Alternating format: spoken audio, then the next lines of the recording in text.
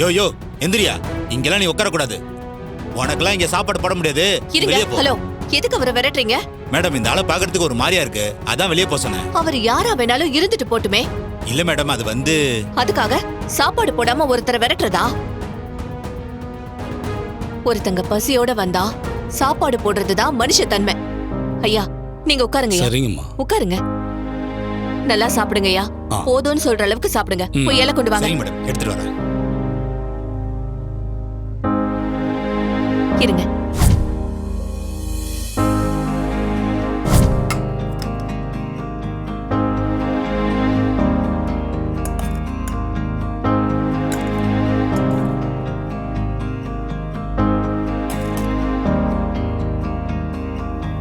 அடுத்தவங்க பசி அறிஞ்சு சாப்பாடு போடுற நீ என்னைக்கும் நல்லா இருப்பமா. ஐயா, உங்களை பார்த்தா சாதாரண ஆள் மாதிரி தெரியல, ஒரு சித்தர் மாதிரி தெரியறீங்க. என் பையன் இப்பதான் ரொம்ப நாள் கழிச்சு வீட்டுக்கு வந்திருக்கான். அவனுக்கு தான் கல்யாணம் நடக்க போகுது. நான் அவனை அழைச்சிட்டு வரேன். அவனுக்கு கொஞ்சம் ஆசீர்வாதம் பண்றீங்களா? நீங்க சாப்பிடுங்க, நான் கூட்டிட்டு வரேன்.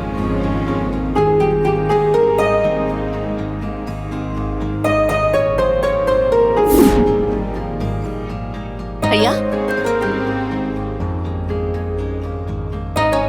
இவன் தான் என்னோட மூத்த பையன் அசோக். இவனுக்கு தான் நாளைக்கு கல்யாணம் நடக்க போகுது. இவனை நீங்க ஆசீர்வாதம் பண்ணுங்க ஐயா.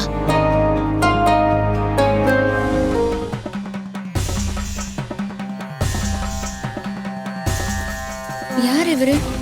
இவர்கிட்ட எதுக்கு அத்தை பேசிட்டு இருக்காங்க? இவனுக்கு என்னால ஆசீர்வாதம் பண்ண முடியாது. கொஞ்சம் பொறுமையா இரு. இல்லம்மா, நான் ரூமுக்கு போறேன். ஏன் அசோக்? சாமி, எதுக்காக என் பையனுக்கு ஆசீர்வாதம் பண்ண முடியாதுன்னு சொன்னீங்க? என் பையன் மேல உங்களுக்கு ஏதாவது கோவமா? அவன் உன் பையனே இல்லையம்மா. ஐயா, நீங்க ஏதோ தெரியாம சொல்றீங்க. அவன் என்னோட பையன்தான். தெரியாம சொல்றது நான் இல்லம்மா, நீதான். பெத்தவ உன் முகத்துல இருக்கிற அந்த ஒளியும் முக லட்சணமும் அவன் முகத்துல துளி கூட இல்ல. அவன் உன் ரத்தமே இல்ல. உன் கண்ணை யாரோ மறைக்கிறாங்க. கொஞ்சமாச்சும் உன் லட்சணம் அவங்கிட்ட இருக்கான்னு பாத்தியா? புரிஞ்சுக்கம்மா, புரிஞ்சிக்க. சாமி,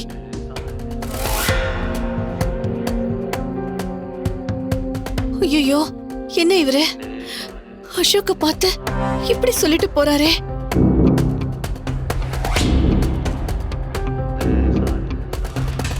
அவர் ஏதோ சொன்னார்னு நீ அதுக்கு ஃபீல் பண்றதெல்லாம் ரொம்ப டூ மச் சுபத்ரா. அவரு பாக்குறதுக்கு சித்தர் மாதிரி இருந்தாருங்க. அதான் என் மனசுக்கு ரொம்ப கஷ்டமாயிடுச்சு. இது பாரு சுபத்ரா, அவர் வயசுல பெரியவரு, அதனால அசோக் ஆசீர்வாதம் வாங்க சொன்னேன்னு சொல்லி ஒத்துக்கிறேன். அதை விட்டுட்டு சித்தர் அது இதுன்னு.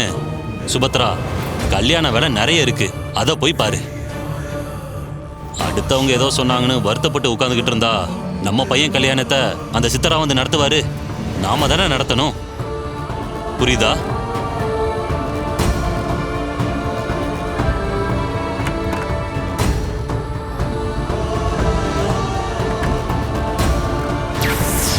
தெரியாம சொல்றது நான் இல்லம்மா, நீதான். பெத்தவ உன் முகத்துல இருக்கிற அந்த ஒளியும் முக லட்சணமும் அவன் முகத்துல துளி கூட இல்ல. அவன் உன் ரத்தமே இல்ல. புரியுதுமா, ஆனா நானும் கடையில இல்லாதப்போ விலையுறந்த நகையை தனியா வச்சுட்டு போறதுக்கு பயமா இருந்துச்சுமா. அதான் நகையை உங்ககிட்ட ஒப்படைச்சிட்டு ஊருக்கு போலான்னு வந்தேம்மா. என்ன வித்யா, என்ன நகை? நீங்க என்ன பேசிக்கிறீங்கன்னு எனக்கு புரியல. மகேந்திரன், நீங்களே அந்த நகையை சுபத்ராட்ட காட்டுங்க.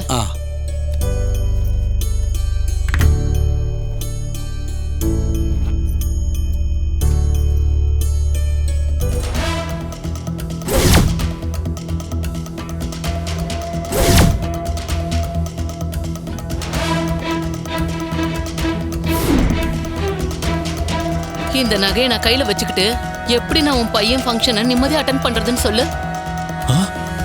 5 கோடியா? இப்ப என்ன, அந்த நகை சேஃபா இருக்கணும், அவ்வளவுதானே? ம் ஆமா சுபத்ரா, ரொம்ப காஸ்ட்லி நகை. அது மட்டும் இல்ல, சாமிக்காக செஞ்சது, அதான் யோசிக்கிறேன். ஒரு பிரச்சனையும் இல்ல வித்யா. என்னோட லாக்கர் யூஸ் பண்ணிக்கோ, சாவியை கூட நீயே வச்சுக்கோ. ப்ராப்ளம் சால்வ், அவ்வளவுதானே? ஓகேவா? நிஜமாதான் சொல்றியா? உனக்கு ஒன்றும் ப்ராப்ளம் இல்லைல்ல? ஒரு ப்ராப்ளமும் இல்ல. கீயெல்லாம் என்கிட்ட கொடுக்க வேணாம் சுபத்ரா, நீயே வச்சுக்கோ. நகை எனக்கு சேஃபா இருந்தா போதும். ரொம்ப ரொம்ப தேங்க்ஸ். ஹே, எதுக்கு தேங்க்ஸ் எல்லாம் சொல்லிட்டு இருக்க? பேசாம என் கூட வா.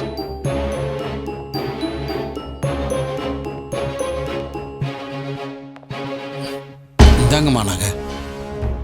அப்போ நான் வரட்டுங்களா? சரிங்க. சரி வா. ம் போலாம்.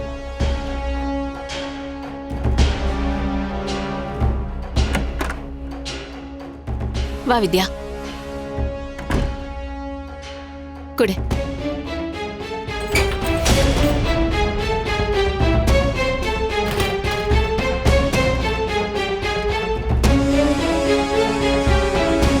ராகவ் ரொம்ப நல்ல பையன், சுபத்ரா என் ஃப்ரெண்டு.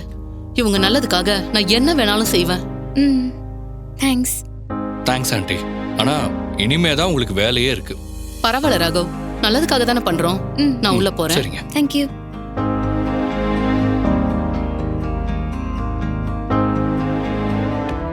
இசை, அசோக் நீ கவனிச்சியா? நம்ம விரிச்ச வலையில அவன் விழுந்துட்டான்னு நினைக்கிறேன். நீ என்ன சொல்ற? ஆமா ராகவ், எப்படியோ இவன் அம்மா ரூம்ல இருக்கிற நகைய கண்டிப்பா திருடுவான். அம்மா கிட்ட கையும் குளமா மாட்டுவான். நம்ம மாட்ட வைக்கிறோம். அதான் நமக்கு வேணும்.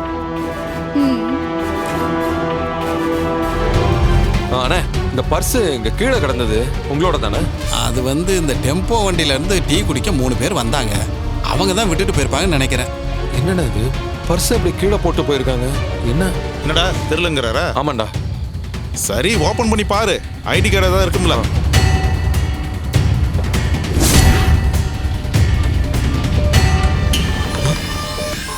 டேய் மச்சான், டேய் இது அசோக்டா. அசோக்கோட பர்ஸ்டா இது. அசோக்கா? என்னடா சொல்ற? ஆமாண்டா, இங்க பாரு, அசோக்கோட போட்டோ இருக்கு. டேய், அப்ப அந்த வண்டியில போனவங்க தானா?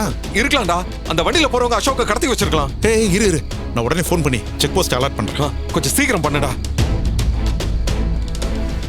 அண்ணே, இப்படிதானே நேரா போனாங்க? ஆமா தம்பி.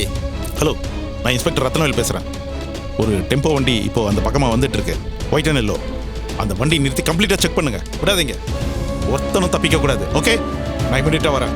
Okay, to it. விஷால், நான் பக்கத்துல இருக்க செக் போஸ்ட் இன்ஃபார்ம் பண்ணிட்டேன். உடனே அங்க போகணும். வா, சரி, சீக்கிரம் வா.